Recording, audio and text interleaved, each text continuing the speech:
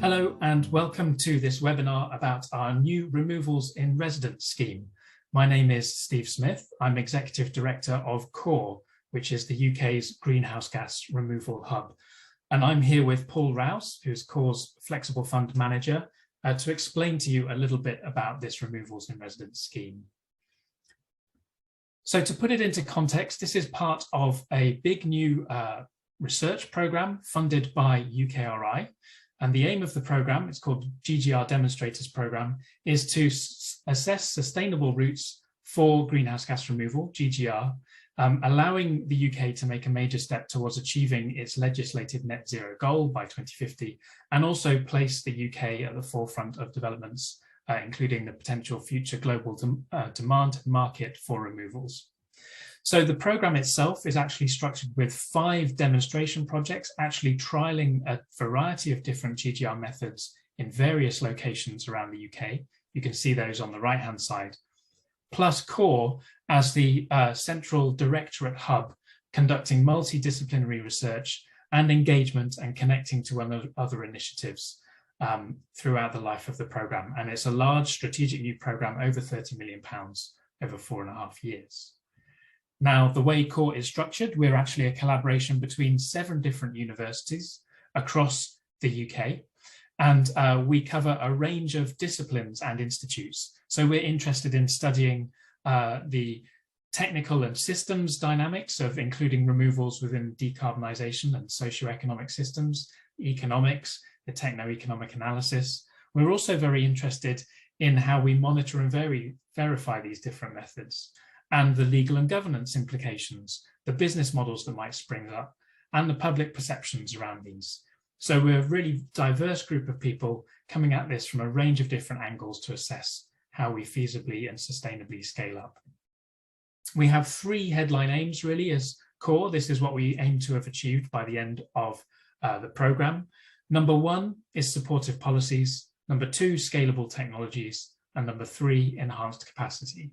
So by supportive policies, what we mean is we want to generate a portfolio of policy options for governments to implement, ones which are robust, genuinely implementable and equitable, so that we can really support bankable business models and get sustainable removal deployment here in the UK.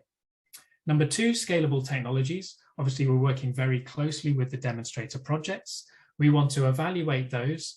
We want to help accelerate development promising removal methods, not just the demonstrators, but the wider range, link them to wider support, conduct wider multidisciplinary research around them, and also crucially, of course, sift out ineffective options rapidly so we fail fast and learn quickly. Number 3 is enhanced capacity, and that's really about developing transparent and robust decision-making processes for the wide range of stakeholders who will all be involved in scaling removals. But it's also about building a research and innovation community, which is still really at very early stages here in the UK. And this is crucially where our removals in residence programme comes in. We really want to improve the flow of knowledge and people within and between academia, policy, business, and other stakeholders who all have a hand in developing removals and contributing to a more sustainable world. So I'm excited about this scheme. I really hope we can work with you on some worthwhile projects, and I'm going to hand over to Paul now to give you more details about the scheme.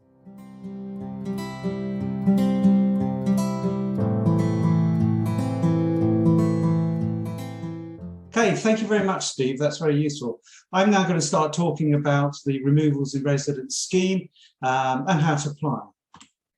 So we're very lucky to have a £1 million fund to help us fill gaps in terms of innovation, knowledge exchange and engagement.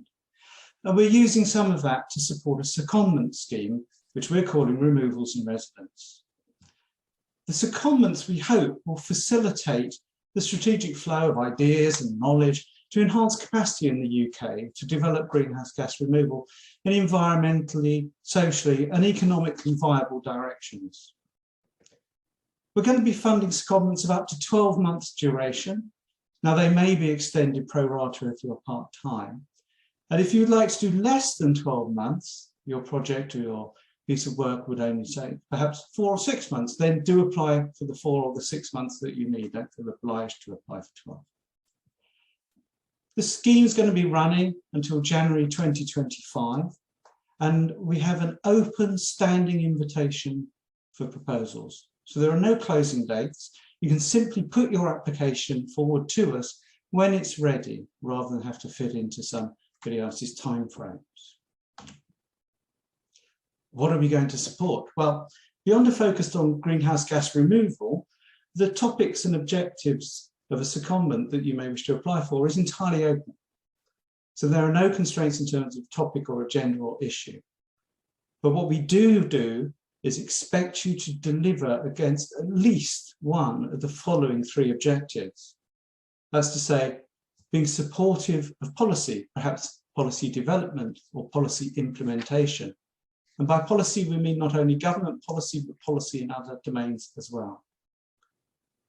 The second objective, assisting in the development of scalable technologies. So a secondment might support somebody who's got a proof of concept in place and they need some access to kit or information to allow them to take the next step, to do some testing, materials testing perhaps.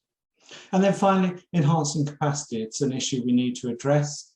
We need a larger community of people with greater knowledge and skills around GGR in the UK. The secondments might help address that. Who's eligible to apply? Well, in effect, any legitimate organisation, whether you be from a research organisation, a university, industry, business, the public sector, or an NGO. Proposals are welcome from you all. We simply want to fund good ideas that will take this agenda forward. You may apply for a one-way secondment or a two-way secondment. People may come from a host to a home institution and vice versa. But if you want to fund a swap type two-way secondment, you will need to write 2 applications. Now you can find out all about that in the guidelines for applicants. The awards are going to be up to £15,000 full economic cost, and we'll give additional funding to support for care costs where they arise. Again, read the guidelines for applicants for information about that and the funding that you can apply for. The awards will be made to the grantee. Now that might be somebody from the home institution where the secondee comes from, or the host institution. It's for you to decide and make the case in your application. The important thing to bear in mind is the grantee is the accountable person. So think through that and put your proposal in as best suits your need. What impacts and outcomes are we looking for? Well, we want to see a step forward in terms of the understanding, characterising and quantifying of GGR challenges and their solutions. We hope to see things that are inhibiting greenhouse gas removal moving forward being addressed, and we think that can be done best through the co-design, co-production and co-delivery of ideas and solutions. And that's why the scheme's open to all types of organisation. We hope there'll be movement towards achieving academic, innovation and policy ambitions, and particularly in relation to scale up. And then bottlenecks will be broken. That would be done perhaps by access to equipment, for example, that you might not otherwise have, to be able to take your testing forward. We really hope to see the closing of gaps and the building of relationships and synergies across our programme, of course, but across the entire UK community. And we want to support networks to take that forward as well. And as part of that, early career people are very much welcome, whether that be early career researchers or people early career stage in other realms. They're essential if we're going to have a growing community. Now, if you have an idea for a secondment but you don't yet know whom to work with, and would like some help with that, we're running a brokerage service to facilitate the building of relationships. How to go about using that is covered in the guidelines for applicants. But briefly, we'll receive your ideas and we'll work to explore whether people in our network amongst our stakeholders are interested in partnering with you, and we'll connect you together. This is not an obligatory step, it's not a requirement at all. If you already have your partner in mind, work up your proposal, and we're really keen to see it. This is simply in case you would benefit or would need a little bit of help to identify a partner. How are we going to assess these awards and or applications and issue awards? Well, an independent panel is being established, and it'll meet quarterly to review the applications. The assessment criteria that it's using are set out in the guidance for applicants.